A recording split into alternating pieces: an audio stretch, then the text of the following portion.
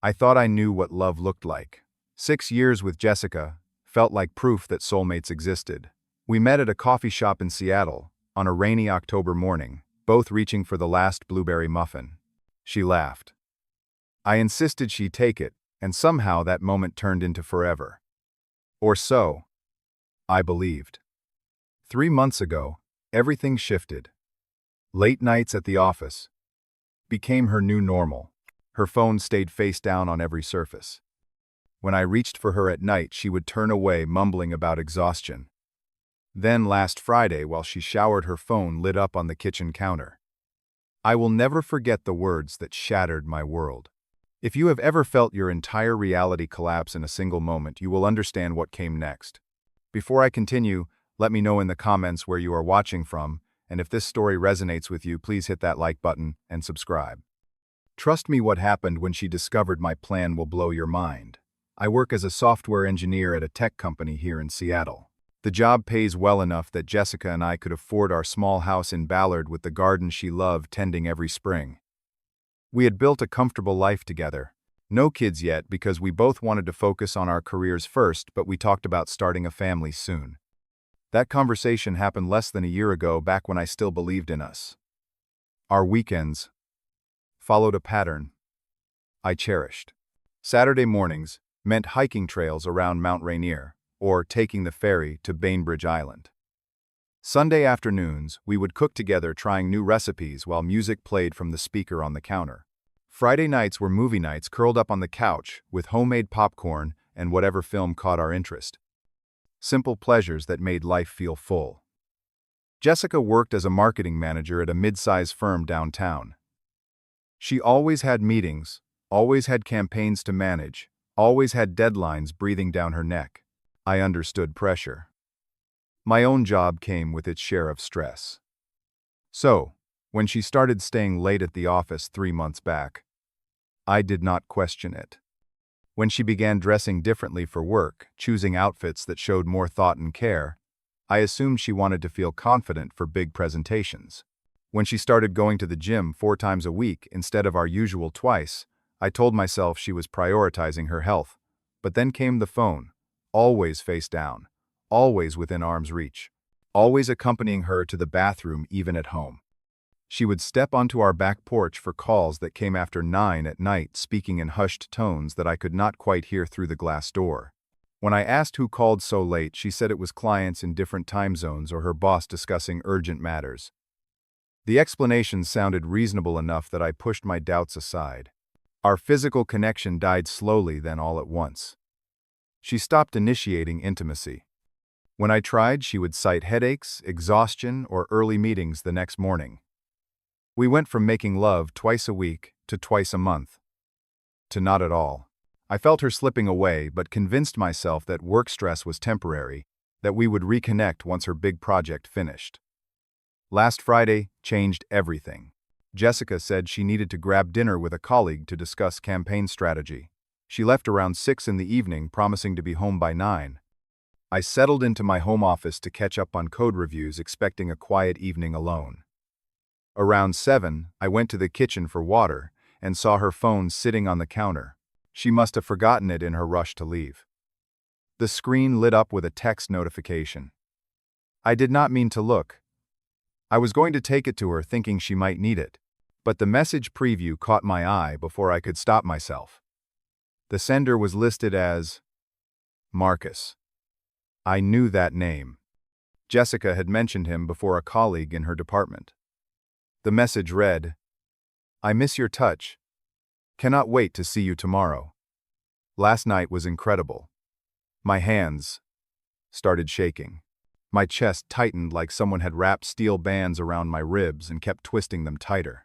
I stood there in my kitchen in the house we bought together, staring at words that confirmed what some part of me already suspected, but refused to believe.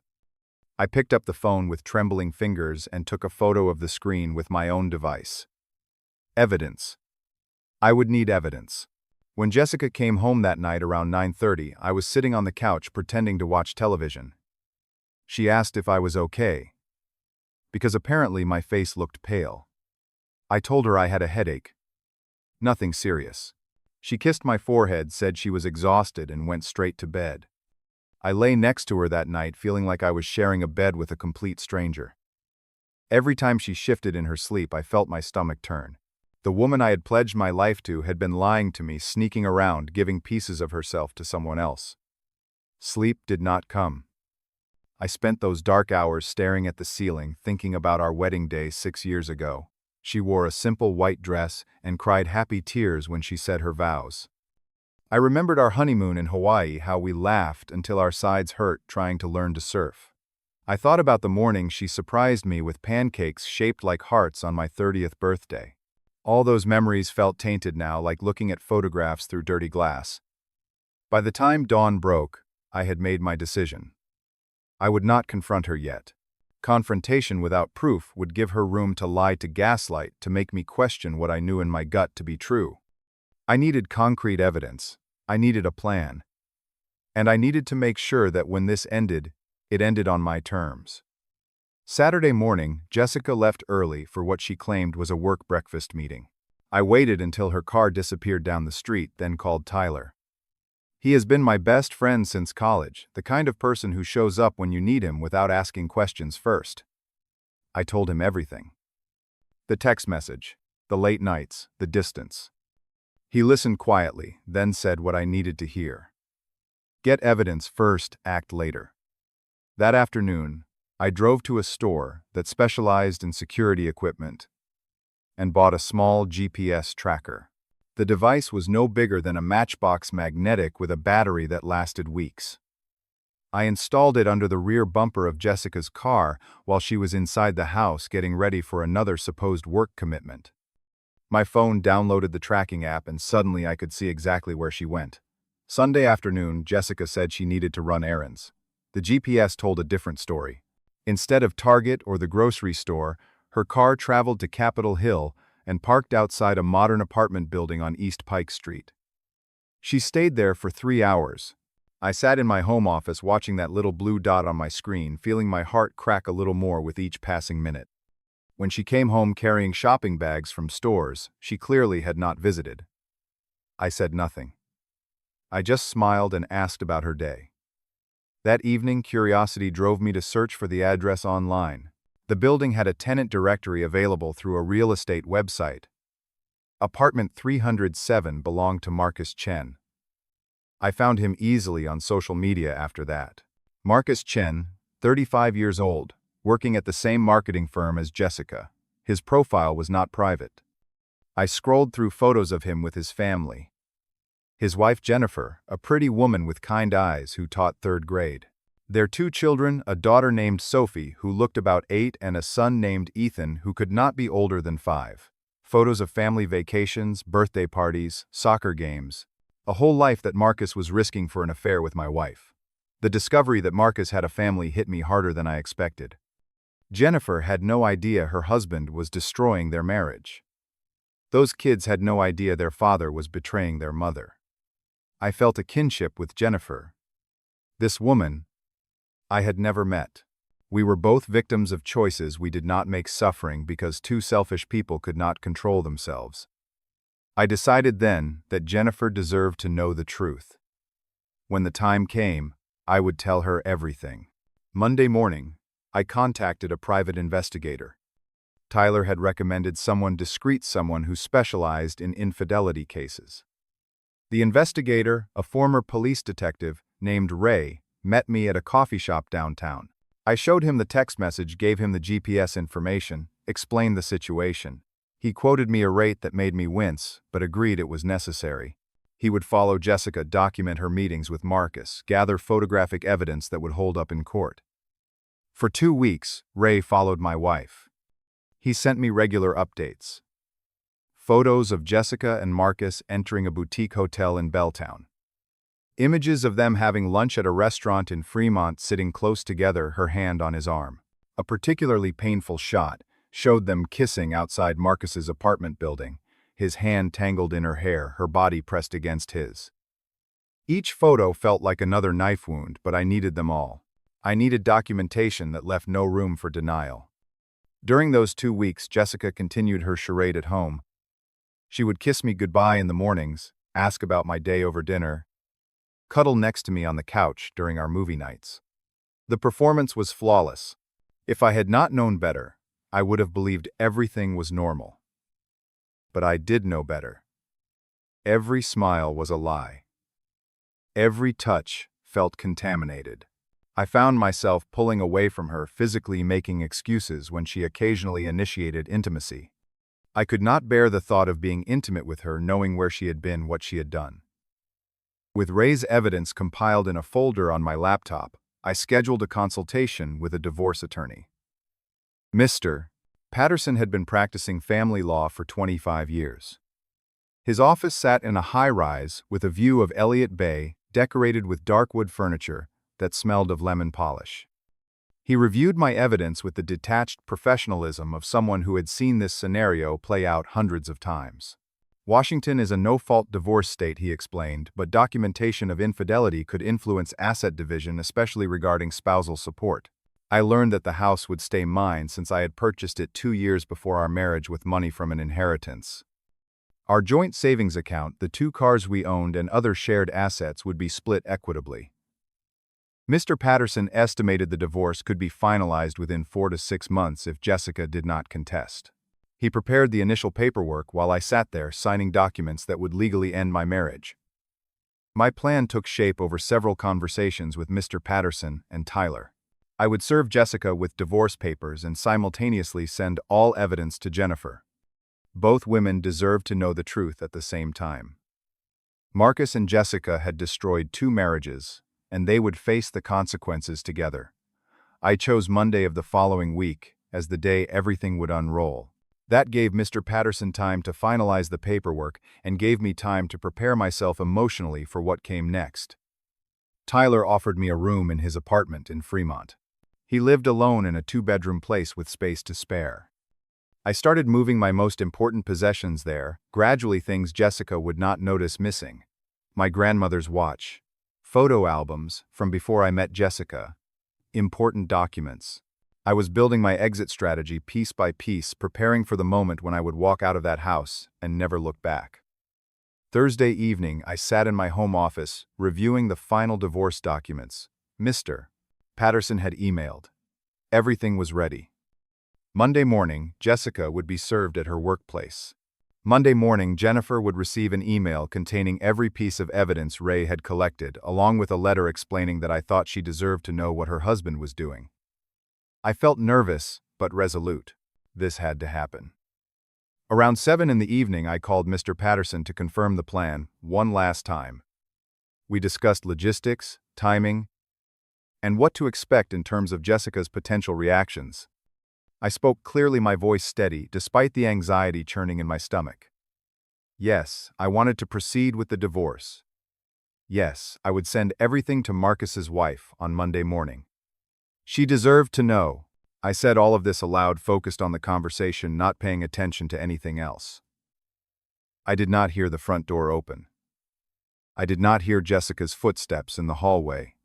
I did not realize she had come home early from her supposed dinner meeting until my office door flew open, and she stood there, face drained of all color, eyes wide with shock. "What are you talking about?" Her voice came out high and strained. "Divorce. You are going to tell Jennifer I looked at my wife, this woman I had shared 6 years of my life with, and felt absolutely nothing. No anger, no sadness, just a cold emptiness where love used to live." I ended the call with Mr.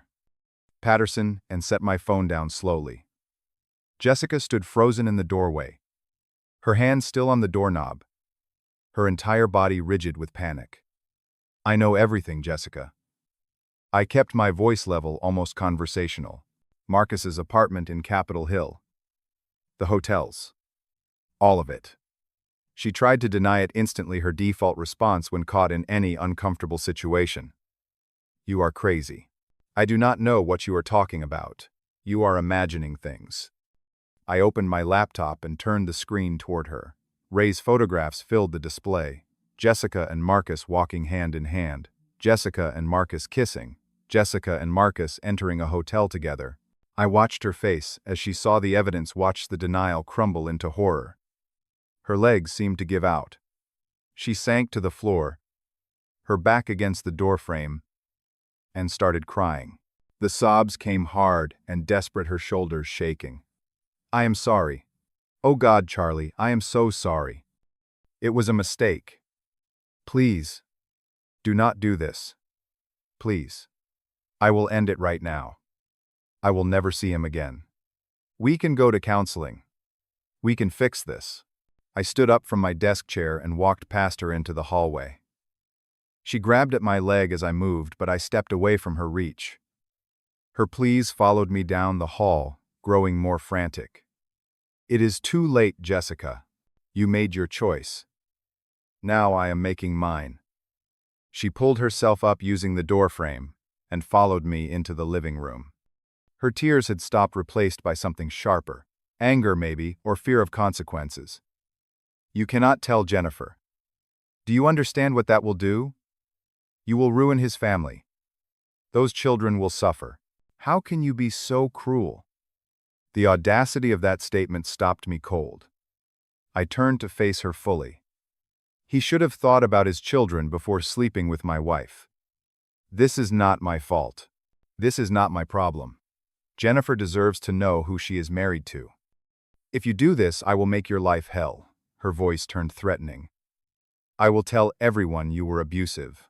I will take everything in the divorce. I will make sure you regret this. Go ahead and try."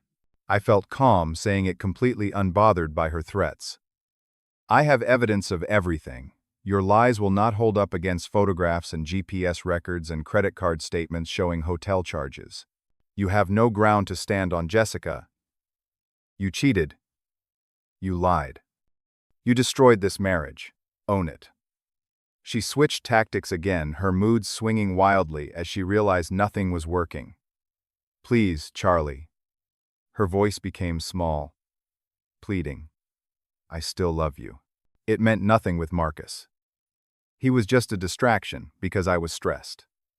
"You are the one I want to be with. Please give me another chance." Looking at her, then tears streaming down her face, makeup smudged hands clasped together like she was praying.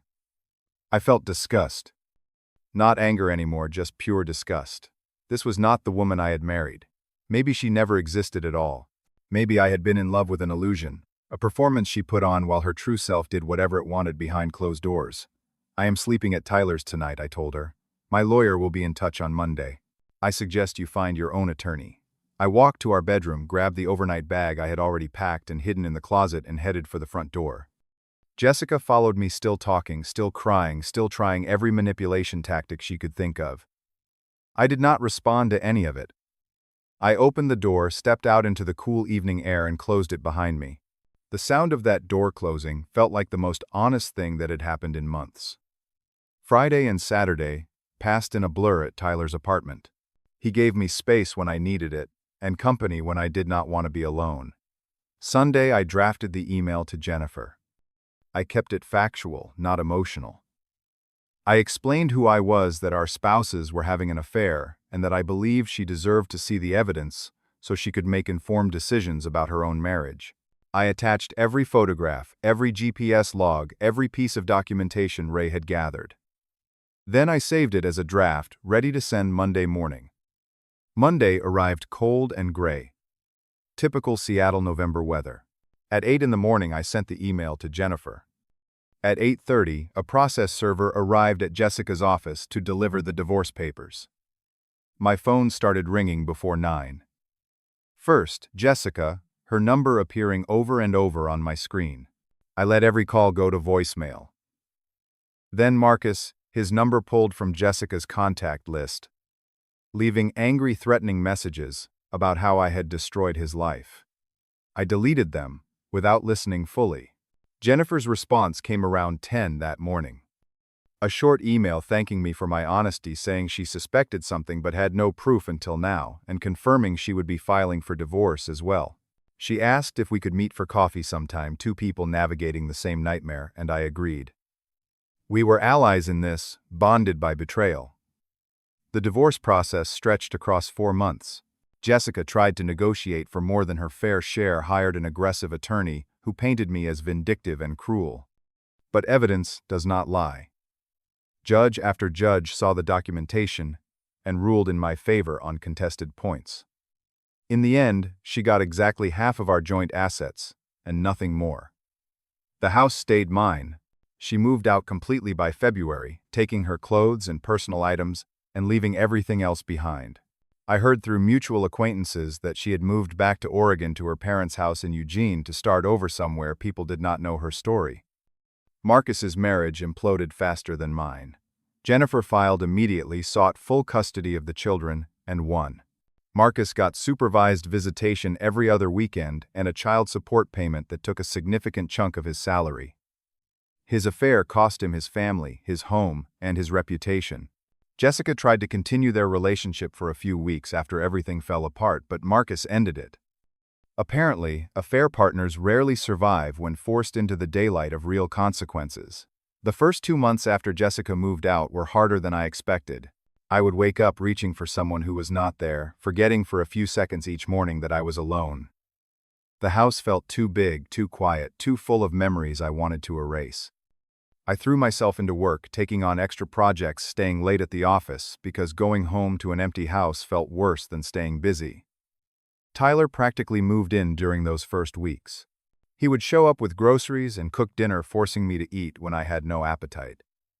He dragged me to the gym, saying physical exhaustion would help me sleep better. He was right.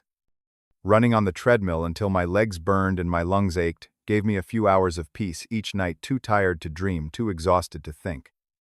Slowly, very slowly, I started to feel like myself again. Not the self I was when married to Jessica, but a different version. Older, maybe. Definitely more cautious. But also stronger. I had walked through fire and survived. I had made the hard choice to leave a comfortable lie in favor of a difficult truth, and I did not regret it. I started doing things I had stopped doing during my marriage. I joined a recreational soccer league and played every Wednesday evening. I took a woodworking class at a community center, learning to build furniture with my hands. I went to concerts alone, traveled to Portland for a weekend just because I wanted to see the city, ate dinner at restaurants without worrying about whether my companion was lying to me between courses. Work noticed my renewed focus. 6 months after the divorce finalized, I got promoted to senior engineer with a salary increase that made the financial aspects of the divorce sting a little less. My team respected me, my projects succeeded, and I found satisfaction in solving complex problems that had clear solutions, unlike the messy complications of human relationships. Jennifer and I did meet for coffee a few times during our respective divorce proceedings. We became friends in the way that trauma survivors sometimes do, bonded by shared experience. She was rebuilding her life too, focusing on her children and her teaching career, learning to trust again. We texted occasionally, checking in on each other's progress, celebrating small victories like signing final divorce papers or making it through a whole day without crying. 1 year after that Thursday night when Jessica discovered my plan, I stood in my kitchen making breakfast and realized I felt happy. Not deliriously joyful, but content. Peaceful. The kind of deep down okay that comes from knowing you made the right choice even when it was the hardest choice. I had lost a wife, but I found something more valuable. I found my self-respect. I found my boundaries. I found the strength to walk away from someone who did not value me. I do not hate Jessica anymore. Hate requires energy, and I have none to spare for her. Sometimes I wonder if she regrets her choices, if she wishes she had been honest, if she understands what she destroyed, but those thoughts pass quickly. Her journey is her own. Mine is finally moving forward.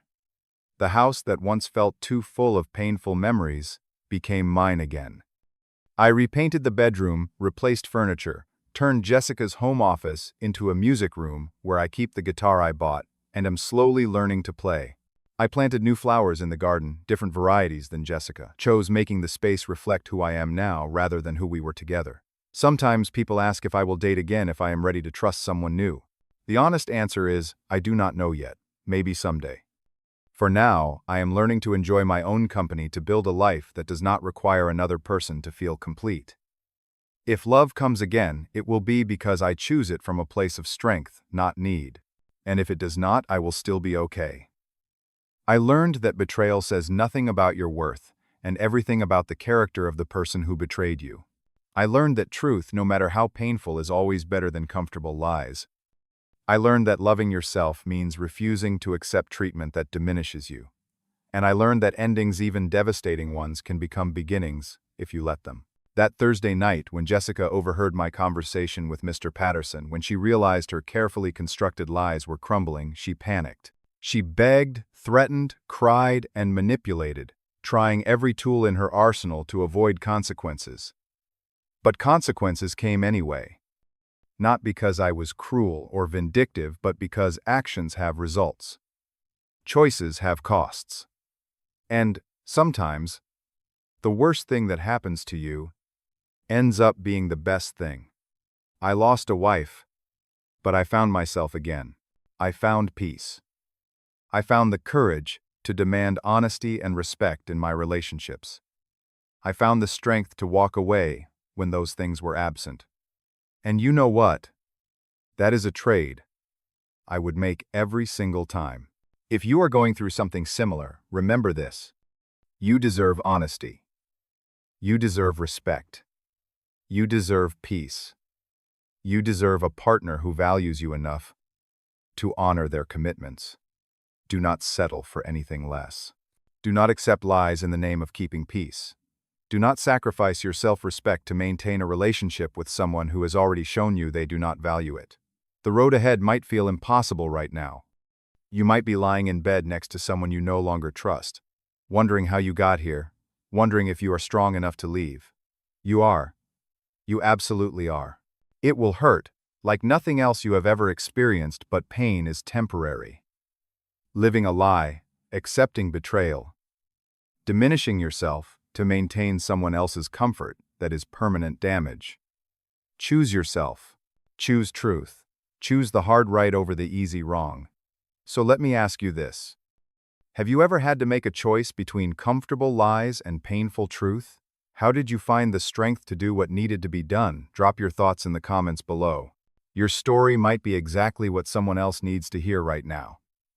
If this resonated with you, hit that like button and subscribe to the channel. Share this with someone who might need to hear it. Sometimes we all need reminding that we are stronger than we think. Thank you for listening to my story. I know it was not easy to hear, just like it was not easy to live. But I hope it helps someone out there who is struggling with similar choices. You are not alone. You are not crazy for feeling hurt. You are not wrong for demanding better. Take care of yourself, be kind to yourself, and remember that you deserve a love that does not require you to ignore your instincts or accept disrespect. Until next time, stay strong.